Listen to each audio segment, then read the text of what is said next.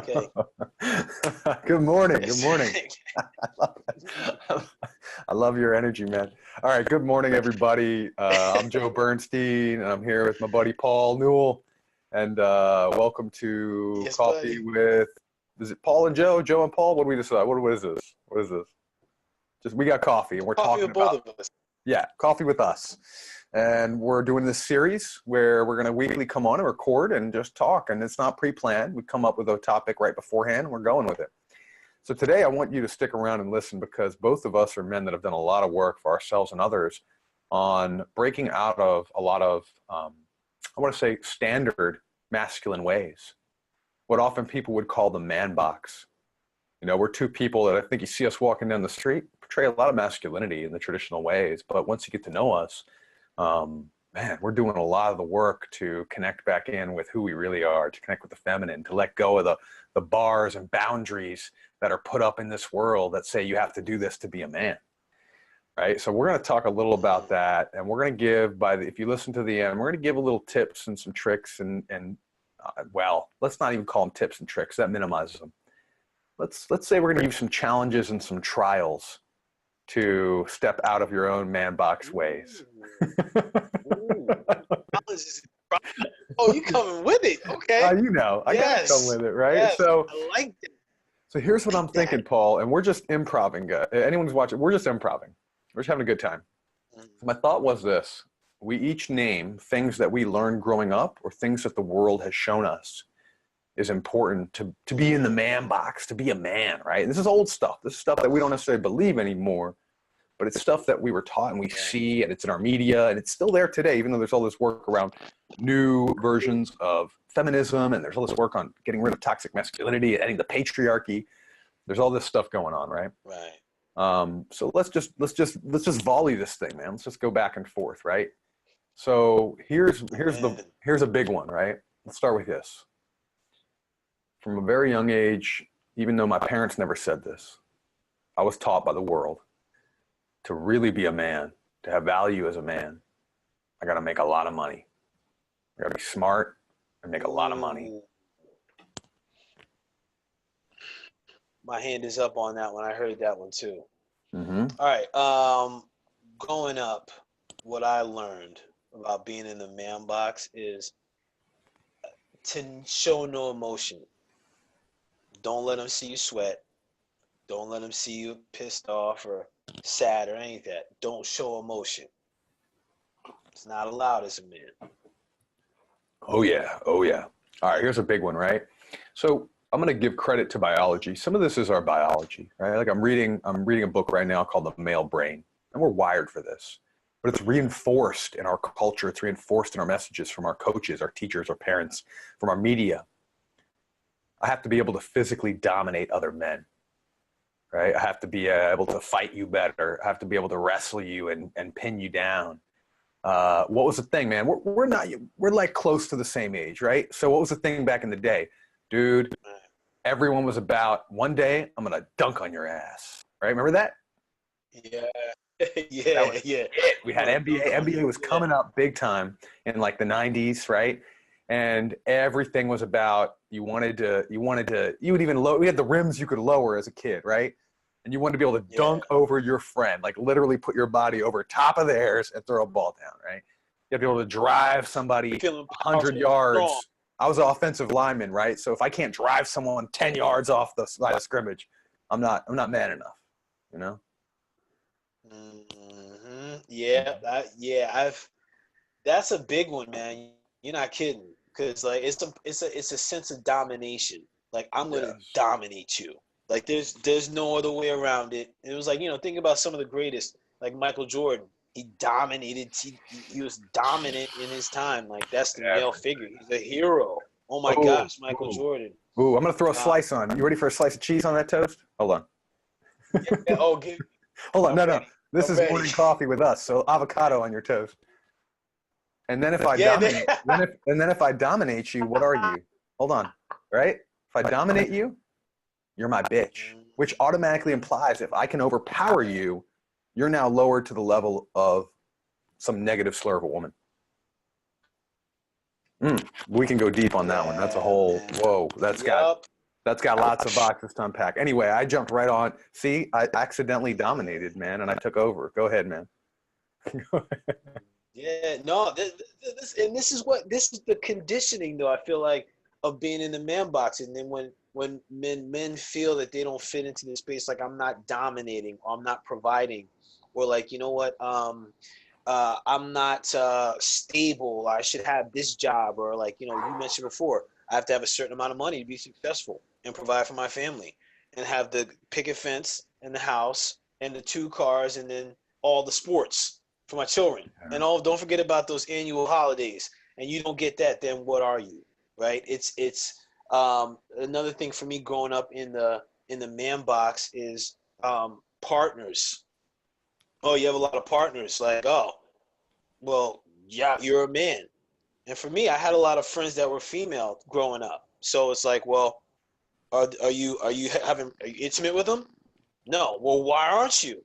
Like what? Like also we're not supposed to be friends.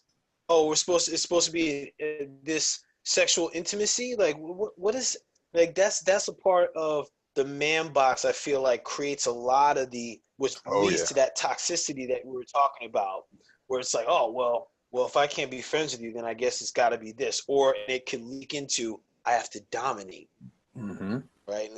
And that creates a whole, like you said, this is the foundation, leads into a whole big piece. Yep. Yeah. Ooh, boy, I felt that one, man. Yeah. Died. Right. It's the good Joe. You going in on this one, man? Oh Lord. Yeah. Yeah, man. You know. Man. Yeah. Well, here's one. Right. Here's one. You mentioned like not supposed to show emotion, but I'm going to take another step deeper. It was like you're not supposed to have compassion for others. You're not supposed to get concerned if someone falls and bumps their knee or whatever it is. Like you're supposed to, what are you supposed to do, right? You're supposed to tell them, like, especially if it's another guy, well, man up. So not only can we not acknowledge our own feelings, we're supposed to tell other people not to have their feelings, not to have their hurts. It's kind of like, you know, if this soldier can't stay on the field, on the battlefield with you, let him go. Let him fall back in line. Someone will, you know, whatever. He'll fend for himself. Yeah. Right. Ooh. You know, when you just said that, that just had like a physical reaction for me, because that brings up something I learned, and also I feel like is in our conditioning as a society. As a man, you don't ask for help. You can't trust anybody. You got to do it yourself. Ooh, that's the flip side of that one. Flip side. Yeah. Yeah. Got to do it on your own, man. Yo, listen, like, or that's what I'm working through now. It's like, you know, that one's, I feel, is pulsing heavily through our consciousness. Like, you know, that's what I feel like that's what can cause men to be in their box and isolate. I know that's what happens for me. And I don't know if people know this, but statistically, men are more likely to commit suicide. Yep. Because we feel like, oh, we got to do it by ourselves. We got to, oh no. And all of a sudden we keep these feelings in, and all of a sudden they create dis-ease and tension and anxiety and stress and depression. And then men are offing themselves or doing other things, being abusive, having addictions like to recreate, you know, whole bunch of things come out of it. But that thing of doing it alone is dangerous. Right, and the doing it alone leads to the isolation, right? And now we now have proof, we now have studies that are showing men isolating themselves, being socially isolated, has a bigger impact on heart disease and diabetes than what we eat, and then smoking, right? So these are big, right? It's like I can't ask for help, so then I isolate myself. If I'm a kind of guy who needs a lot of help in this world, I can't be seen, I can't ask for it, I just hang out alone, right? I don't show myself. Man, jeez, you know, we could probably go through a lot of these things. We can go through a lot of them, and let's do one more each. Let's talk about stuff that we can help people with. All right. Yeah, I like that idea. Yeah, we'll switch it over. Yeah. All right. So I'm gonna go on one that ties into what you just said, and I don't think we covered it yet, but being vulnerable. man's not supposed to be vulnerable. And you mentioned, I think how you said it was showing herself. Oh yeah. And it kind of ties into what I said before, not showing emotion, but the fact of vulnerability, not being able to show yourself completely and who you are and what's coming up for you. And I feel it's something that when we get taught that in the ManBox, you can't be vulnerable. You can't let them see you weak or hurt. All of a sudden, this creates this space of that hurts men in relationships, that hurts men in their career, and just a whole slew of different areas of their life. Yeah. Absolutely. Absolutely, man. There's a lot in there. And that's something that has all these multitudes of layers too. You know, I thought I was a dude who's got a lot of capacity for emotional vulnerability. And I realized looking back on my last relationship, which ended a few months ago, there's a lot of ways I wasn't showing what I really needed. I wasn't showing my full sensitivities, you know? Like I wasn't speaking up to it all the time. There was still a part of me that, you know, it was like a joke, right? Sometimes she'd put her hand on my arm and I would like instinctually flex, right? And we made a joke out of it eventually, but it was serious. It was real. It's real. So that's that symbol. Oh, my arm's not soft. It's hard, girl. It's hard. You know what I mean? Like right away. Okay. So I'm strong. Yeah. So one that I want to talk about, right? So it's like, we're supposed to turn a blind eye to men saying and or doing bad things to and or about women. You know, dude says something terrible. We're supposed to laugh. It's hard. You're not supposed to stand up and say, "I don't say that shit." Be called a mama's boy or a sissy or whatever, right? Right. We hear about, you know, how many people turn a blind eye to all of the abuses that we're now learning about, whether it be abuses in church, or whether it be abuses in college football, or whether it be abuses in like everything that's happening with Me Too and all that we're seeing in the world, the way that we dominate and oppress and belittle and try and get our way with people because of power, right? We're supposed to just be like, you know, that's what men, what locker room talk, right? That's what men do. We're supposed to just pass it off. And you know what? We instinctually know better. We fucking know better, right? But we feel so afraid to be ostracized and kicked out of that man club, that man box, that man cage, that we crush a part of our soul and we let other people get hurt because we're like, yo, I can't say anything. And this is all changing. But Paul, man, what are some ways people can get themselves out of the man box? What are some ways that we can give people some hope, some insight, some action, right? Because hope. I don't know about hope. I know about action, and I know about shifts, and I know about taking our consciousness to a new level, right? So, what can we do to help people step forward? What would be a simple, something easily employable, something someone could do as they walk out the door today? You know? The thing that's coming up for me is what are the ways I show my strength and power besides physically? Like, what are the ways that I show that I'm strong? It could be making a stand. What are the ways that I show that I'm powerful? It could be, you know what, I gave to something that was outside of myself. Yeah. I think for men to start to ask these questions, where their minds and their emotional system, their nervous system starts to gather answers on other ways that they are relevant outside of the man box, is a key simple tactic, which will, even if like, I don't know, well, guess what? You may not know, but if you did know, it's already in there. So you just started a trail of this neural pathway in your brain to start to search for answers about all the ways that you show strength without having to dominate. So that's a piece for me. Oh, you got something. Oh, I sense it. Oh, well, Johnny, bring it, Joe. You're cutting in a little bit there, but I heard you. It's basically find ways to show other strength than physical, right? I love that. I have recently Yes. I've got two clients which are very high level in their careers. They're both VPs of these tech organizations. And one of them, I had him write a long list, 25 items. He did 26 just to dominate, just to beat me a little. But he did 26, a list of 26 reasons why he's lovable that are not related to his skill, his titles, or his financial assets. Right. Yes. Yeah. Beautiful. So things like that, right? Another guy, he's used to being really good at his work, and he's used to being right all the time. And so I've challenged him to go do some sort of volunteer work or get into community space where his ability to create business results has no value. It has no value. He cannot gain status points because of it. Go volunteer at Soup Kitchen.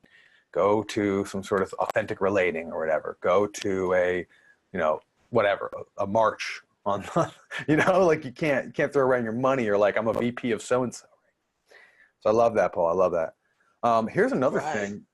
We keep it simple. You want to walk out the door today, just share with someone, maybe someone you trust, maybe someone on the street that you don't have to talk to again, that if you felt sad, if you felt scared, just own it.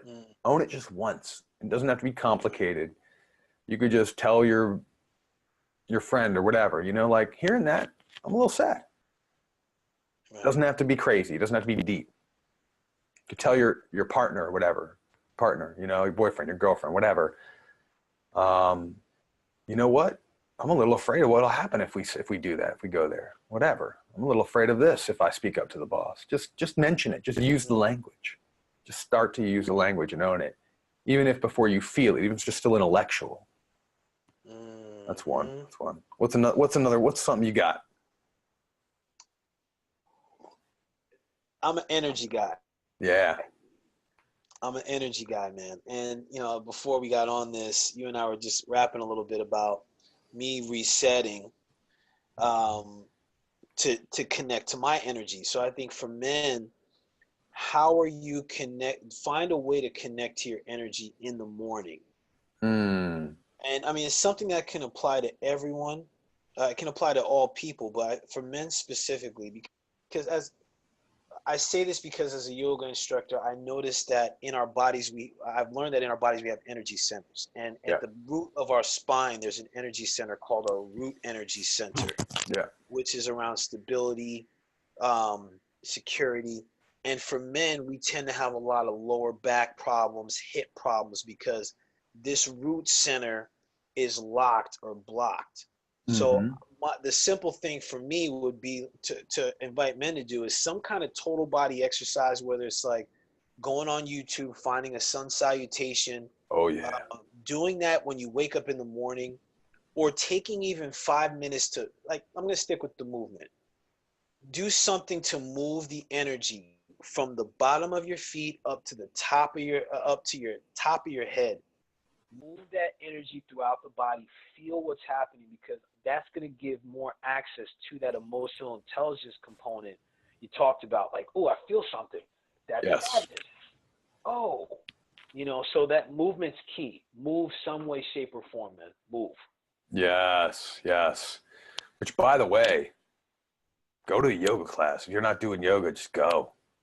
Highly encouraged. Highly encouraged. It is, man. Like, what's the crazy thing, Joe? It's so funny because men have this thing. I teach mostly men, and men have this thing, especially when I go teach in a prison system or the young men. They're like, oh, yoga's for women.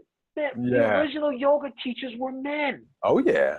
Kings, royalty did yoga. This is movement. It's not like, it's so much more than like some perception of being twisted in a pretzel, or some woman, or like women just leaving the class, or it's a women's thing. It's not. It's both genders, both energies. Right. Yeah. People are like, yo, man, that's just stretching. I'm like, yeah, it's stretching where I'm more soaked after that than a 2-mile run. You know what I mean? Like it'll work your body in a whole new way, right? Whole new way. Man. Whole new way. And if you want to, I think most men care about sexual virility, man. And yoga gets the hips rolling, opening, popping, strengthening, man. We got to be stronger. Like you talk about lower back, hips. There's reasons for that. Stability. And popular stuff that we like to enjoy, you know? So, it's true. Right. Gotta love the hips up. Yep. So, love them up. you know, I was thinking right now, an interesting one is just some simple education, right? Like simple education. I'm thinking about right now, there's actually a TED Talk on the ManBox. There's a new TED Talk that I just saw recently about the men's circles in prison that allow men to hug and allow men to go through their emotions and see the masks and the armor they put on. Maybe we'll drop links when we put this out there. I'll drop some links. Yeah, we could do that, man. Both of Brene Brown's TED Talks on worthiness and shame. Those are really powerful, good stuff for men. There's a TED Talk I'm thinking about where it's a man speaking to like ending violence against women is a men's issue. Right? Like there's all of this stuff to get us out of the box, to have us think differently, to understand more. There's all kinds of books out there, great books that help us understand ourselves more. King, Warrior, Magician, Lover. If you're a real kind of scientific dude, read some of the classic Daniel Goleman stuff on emotional intelligence. Right? Read some relationship books, 5 Love Languages, Gary Chapman, right? Any of the Esther Perel stuff. Oh my God, her work's great, right? Yeah. But this is stuff that gets us out of the way of thinking that we want. Maybe some feminist literature. Yeah, get yourself into a space, right? Get yourself into a space in your mind where you're taking in information that allows us to shift. Because what we feed our brain connects to our thoughts, changes our beliefs, and become our realities. True. You know, so when I hear Brene Brown talk about the top military leaders tell me that they have to be the most keyed into emotions. They have to be able to read the room the most. They have to have deep compassion for their soldiers and for the people on the streets, the civilians of the places that they're going to do these challenging actions, right? They have to be the most dialed into emotion. Then I go, oh, wait a second. The military leaders of this country, most badass dudes in the world, have to be emotionally intelligent. Well, then I sure shit do too. Yes. Yes, man. So that education piece. Yeah, it's so key. I love the piece you said about identifying it, starting to have that language. Like, and I think it's so important for men to just even start adapting to what emotions are coming up besides anger and joy. Because I feel like growing up, those are the really key emotions that I got tuned into. Like, first of all, I'm angry. I can't show anger. Okay, and then,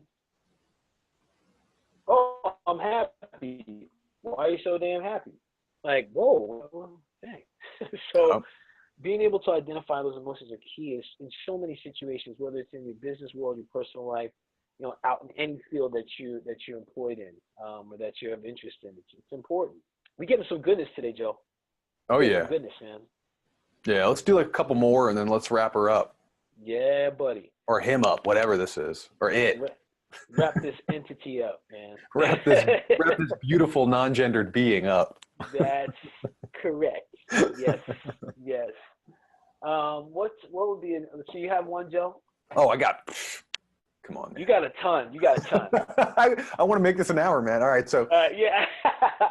So how about this? I'll roll with some good ones real quick. Okay. Mm-hmm. So do some body self-care. We talked a little about this, the last one, we talked about a little bit of self-care, but like go to a spa. Allow yourself to be pampered. Allow yourself to be softened physically. Take a bath with some essential oils and some incense and like candles, you know. Do these things that we're told that our body is a piece of armor. It's a tool. It's destructible. We're really definitely told that from day one, that our goal in life is to make our body capable of taking lots of abuse. So part of the way to reverse that is just get into some self-love that might be called softer, might be called feminine, it might be called more flowing, whatever. Take a walk in the woods by yourself with slowly. Smell a flower. Go buy yourself some freaking flowers. I'm going to buy myself flowers today. I love having flowers for the kitchen, man. That's a good look. Flowers, take a bath, go to the spa. I might do all those today. It's Christmas Eve. Gifts, baby. They're gifts. Like, you need them, and your body knows. You could do all this work on the head. And all this work in the mouth, the throat chakra, like what you can say. I'm learning after all this years of focusing on up here, and I thought I was focusing on emotions. There's so much more love I need to give to the body. I need to bring it down, man, you know? Take the elevator down, as a mentor of mine, and I think yours likes to say. So take it down physically into the body. The last thing I'm going to say is this. Get help. You can't do this alone. Human beings don't have capacity to see our own blind spots. Get a therapist or a therapy group. Do a men's group. Both Paul and I know each other from something called Mankind Project. It's an international men's group. Reach out to us if you want help finding a men's group. Hire someone to help. Hire a trainer or a yoga teacher, a masseuse. Honestly, hire a coach. We both coach people. If you want help getting into the places where you become more effective, more powerful, better in your relationships, because you're deteriorating some of the ManBox stuff and getting stronger in the process, that's when you call people like me or Paul. And if we're not the right fit, we have plenty of people we can recommend. I mean, we probably know so many people, but do it. Get help. I mean, there's no one out there who's succeeding really well, beautifully in life, who doesn't have a team of support. And you know what? Even if you think you can't afford it, reach out. Let us know. I'll brainstorm with someone. I'll get on the phone with you on email. Brainstorm here some ways you can get some support. That's not expensive. That's not hiring a coach. It's not going to a yoga class. There's cheaper and easier ways to go about all of it, and there's levels. You know, it's accessible. Right. Always, man. So always. I think that's always important. Is like we can't do it alone. I haven't done it alone. You know, I've done it with the support of lots of other men, women. You know, I've done it with lots of support and a team around me and groups around me and people to love me and people to challenge me. And people to allow me my space to be emotional, people to see me cry, people to see me rage out and scream or whatever. It's like we just can't do it by thinking and by reading. You know, you got to be in there with other people getting help. Yeah, so true, man. That's a key piece. Because I feel like getting that help and support helps me specifically, and I feel like it can help other men see outside themselves. Yeah. You know, instead of like, oh, well, this situation's happened. I'm a victim. This is happening to me. Like, oh, okay, well, what were some things that you did that may have brought this on? You know, and it's not like, well, hold on, man. Like, not trying to convert someone or condemn them. Yeah. It's about being able to have someone to speak and talk to that can support you, and also seeing some of your own bull crap, seeing some of your own bull stuff, man. Like, all right, okay, you're kind of talking trash right now, man. You know, those are the people I have in my core to support, men and women that can call me on my stuff and get me to see a higher level. So I appreciate that you mentioned that. For me, the thing I want to mention before we wrap up is know you're worth the investment. Because, like, you know, when you were saying like the bath and stuff like that, like I know for me personally, like I was conditioned in that ManBox to feel like, well, I got to just focus on what's happening outside. Like you said, I'm a disposable piece, you know, like I just need to work, and just keep my head down and not focus on this vessel. Yeah. And what I'm learning right now is what you're talking about, like getting the spas, getting the things, that's an investment. Okay. That's an investment in your energy. That's an investment in your time. And for me, what I'm focusing in on, especially over this past year, is really settling into, wow, well, making sure that I'm aware I'm worth this investment to take a bath to really clear my vessel. Like, you know, I got a massage a couple of days ago. I don't usually do that. It was a gift. I was like, oh, okay. And I felt great. And, you know, my thing this next week is I'm going to get a pedicure. I've never had one.